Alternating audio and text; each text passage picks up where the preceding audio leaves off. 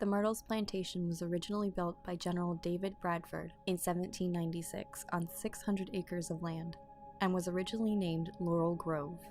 It is an eastward-facing frame home with a clapboard exterior.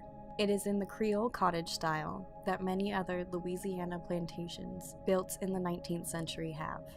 In the mid-1800s, the house was extended and almost doubled in its size. At the time, the home featured original hand-painted, stained glass entry doors etched and patterned after the French cross, in order to ward off evil. Those doors are still a part of the home today. The home's main physical features is its veranda, and the current landscape is centered around a pond with a small island featuring a gazebo that can be accessed by a bridge. All of the physical charm of this home cannot hide its past. In direct opposition to the French cross, the owners of the plantation engaged in the evils of slavery. In the house, there is an old mirror that is notoriously haunted. Guests report seeing handprints on the mirror as well as a strange residue that leaves drip marks on it. It is said that no amount of cleaning renders the mirror clean. Some visitors claim to have seen people dressed in old-fashioned clothing inside the mirror. Many believe that the mirror is holding the souls of those who died on the property within itself. Two photos stand out the most when you look up the Myrtles Plantation. The first one was taken in 1992. It features an apparition standing in the breezeway between what is now the general store and the butler's pantry. This photograph has been analyzed over the years and thus far turned out to be an authentic ghost photograph. A postcard of the photo can be purchased and is known as the Chloe postcard. The second photograph features a teacher with some of her students during a field trip.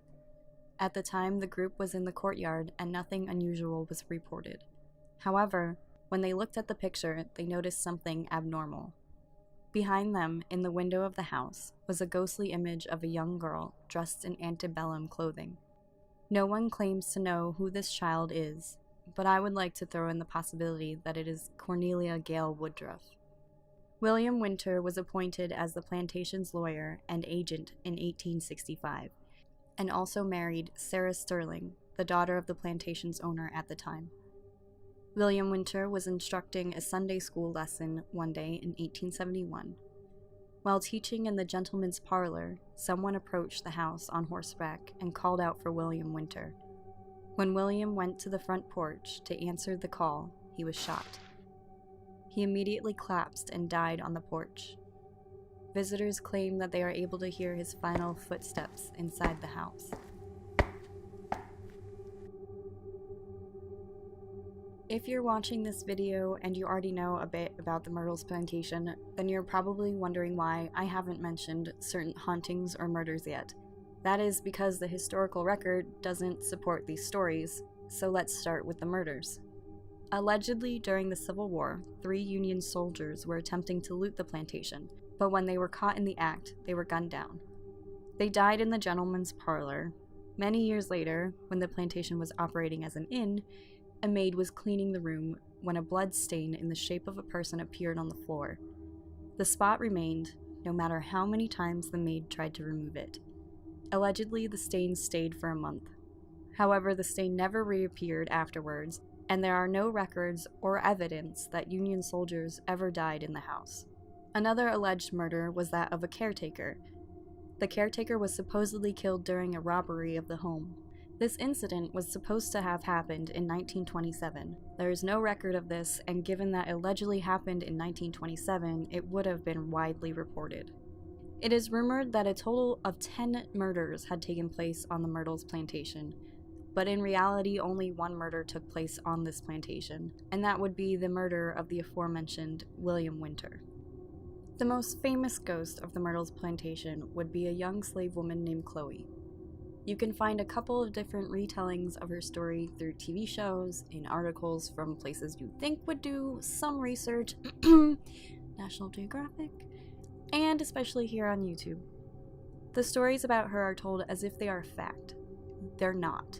It's just a legend, and one that can be pretty easily disproven, which might be why I'm extra annoyed on this topic. Anyways, I'm going to tell you the story that I had heard before researching the plantation, the story I had heard ages ago on TV, and then I'm going to be a buzzkill and tell you why it's not true. Chloe was a slave woman at the Myrtles Plantation during the time that the Woodruffs owned the property. Carl Woodruff forced Chloe to be his mistress.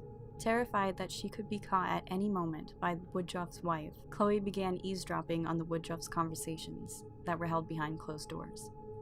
During one of these conversations, Chloe was caught, and to punish her, the Woodruffs cut off one of her ears. Chloe began wearing a turban to hide her missing ear, and in revenge, she plotted the death of the family. She baked a cake for the family and added extract of boiled oleander leaves to poison them.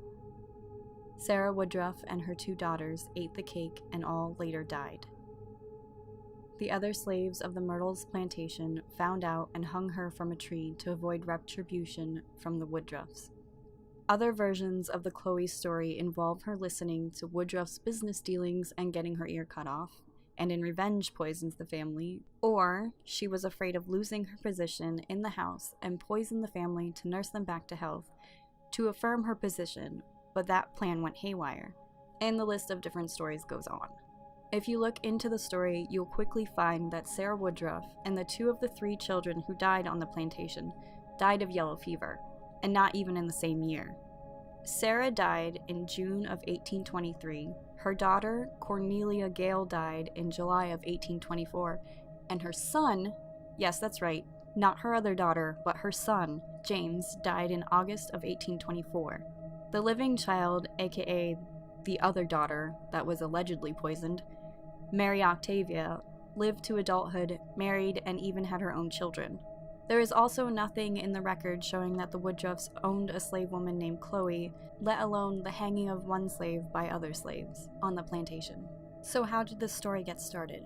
In the 1950s, when Marjorie Munson owned the plantation, she noticed some strange sounds and began to ask around town about the place. This is when the story of Chloe began to spread. Originally, it was just a family ghost story from one of the locals. The ghost was of an old French woman that wore a green bonnet, and at the time she did not have a name. As time wore on, the ghost story transformed from an elderly French woman into a young slave woman. It wasn't until the 1970s that the false poison murders were added to the myth, and also her severed ear. As the years went on, the story gained in popularity and even tricked mainstream publications into continuing on the easily disproven myth. The owners of the property realized the profit in a tragic slave woman's story, even if it was a false claim. You can now purchase your own Chloe merchandise for the profit of the owners of the plantation, based on a lie planted in the horrors of slave ownership, tied up in a nice bow of the false narrative of a slave woman poisoning children, so the consumer doesn't have to feel so bad that they're purchasing slave merchandise. Unfortunately, Chloe's alleged story has permeated throughout the media. Even National Geographic Explorer reported on the alleged history of Chloe. The current owners of the plantation still allow walkthroughs and host a B&B in which they will sell you the Chloe story that has no solid evidence in history, but who cares about truth when you can make a profit? James and Frances Kermeen Myers had purchased the plantation in the 70s, opened it up as a bed and breakfast in that time, and also wrote a book claiming the house as the most haunted home in America. This is what solidified its most hauntedness. It's currently owned by John and Tiya Moss, who continue to run it for tours and overnight stays. Thank you for watching. If you enjoyed this video, go ahead and check out my other videos and leave a like and subscribe to my channel.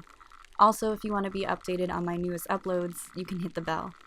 I have social media links in the description if you'd like to follow me, and as always, stay safe, take care of each other, and sleep tight.